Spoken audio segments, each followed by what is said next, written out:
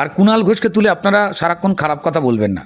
একটা মানুষ কষ্টে আছে, আপ্রাণ চেষ্টা করছে নিজে এবং তৃণমূল দুটোকে একসঙ্গে কী করে ডুবিয়ে দেওয়া যায়।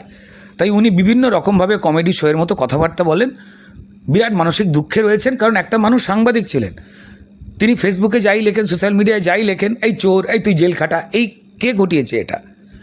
মমতা বন্দ্যোপাধ্যায়ের পুলিশ কুণাল ঘোষকে, তৃণমূলের কুণাল ঘোষকে অ্যারেস্ট করেন, প্রাক্তন পুলিশের ডিজি রাজীব কুমারকে দিয়ে অ্যারেস্ট করেন, জেলে পাঠান।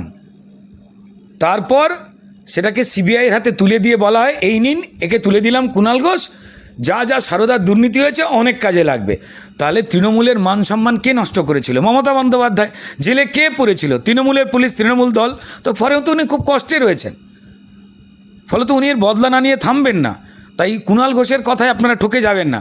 আসলে উনি খুব আন্তরিকভাবে তৃণমূলের ক্ষতি করার চেষ্টা করছেন, করতে দিন।